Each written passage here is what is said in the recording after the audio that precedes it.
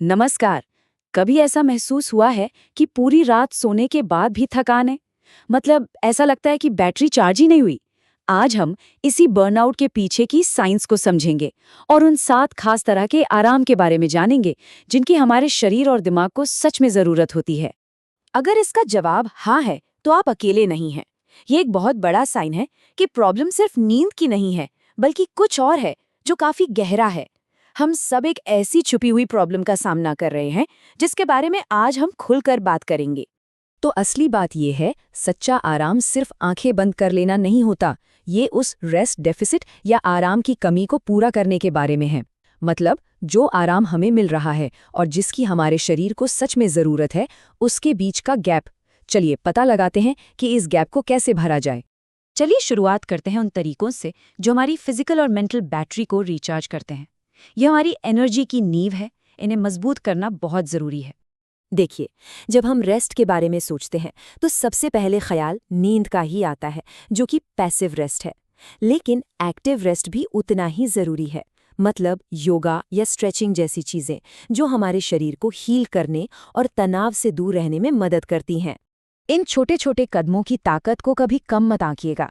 बस कुछ गहरी सांसें लेना या हल्की फुल्की सैर करना हमारे शरीर के लिए एक रीसेट बटन की तरह काम कर सकता है, तनाव को कम कर सकता है और ब्लड सर्कुलेशन को भी बेहतर बना सकता है।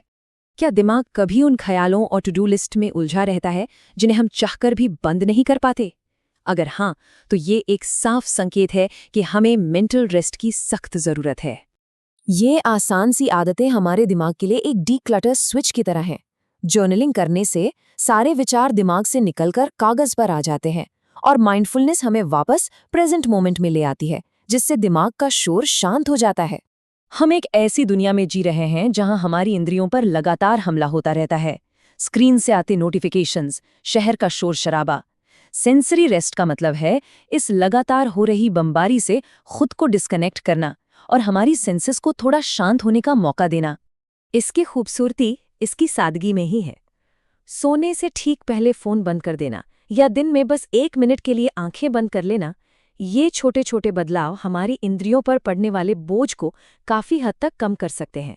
चलिए अब बात करते हैं दिल और आत्मा की। आराम सिर्फ फिजिकल और मेंटल नहीं होता, इसका हमारे सोशल और इमोशनल वेलबींग से भी गहरा नाता है। पता है, हमारी एक सोशल बैटरी भी होती है। कुछ लोगों से मिलकर ये बैटरी पूरी तरह ड्रेन हो जाती है, जबकि कुछ लोग इसे रिचार्ज कर देते हैं। सोशल रेस्ट का मतलब ही यही है कि उन लोगों के साथ समय बिताया जाए जो हमें एनर्जाइज्ड और सपोर्टेड महसूस कराएं। यहाँ सबसे जरूरी है इंटेंशन। ये पहचानना कि कौन सी बातचीत हमें ऊपर उठाती है और कौन सी हमें नीचे खींचती है। उन लोगों के साथ समय बिताने को प्राथमिकता देना जो हमारी एनर्जी को बढ़ाते हैं, ना कि घटाते हैं। हम सब अपने साथ एक इमोशनल बोझ लेकर चलते हैं। इमोशनल रेस्ट का मतलब है उस बोझ को नीचे रखने के लिए एक स्पेस बनाना, अपनी भावनाओं को सच में महसूस करने, उन्हें प्रोसेस करने और उन्हें एक्सप्रेस करने का समय निकालना। अपनी भावनाओं को स्वीकार करना और उन्हें किसी भरोसेमंद इंसान के साथ शेयर करना, ये कमजोरी की निशानी नहीं है, बल्कि ये हिम्मत का काम है। यही असली इमोशनल हीलिंग और आराम का रास्ता है। और आखिर में चलिए जुनून और मकसद को फिर से जगाने वाले रेस्ट को समझते हैं। ये वो तरीके हैं जो हमारे अंदर की चिंगारी को हवा देते हैं और हमें खुद से भी बड़ी किसी चीज से जोड़ते हैं। स्पिरिचुअल रेस्ट का मतलब जरूरी नहीं कि धर्म से हो, इसका असली मतलब है मकसद से। ये महसूस करना कि हम किसी बड़ी चीज का हिस्सा हैं जो एक बहुत ही गहरा और संतोष देने वाला आराम देता है। यहाँ जरूरी ये है कि हम वो एक्टिविटी खोजें जो हमारे साथ मेल खाती हो, चाहे वो मेडिटेशन हो, वॉलंटियरिंग हो या बस प्रकृति की शांति में डूबना हो। मकसद की भावना को खोजना बहुत ही आरामदायक होता है। क्रिएटिव रेस्ट सिर्फ आर्टिस्ट के लिए नहीं है, इसका मतलब है हमारे दिमाग को यूं ही भटकने देना और प्रेरणा को अपने अंदर आने देना। ये तब और भी जरूरी हो जाता है जब हम क्रिएटिव रूप से कहीं फंसा हुआ महसूस करते हैं।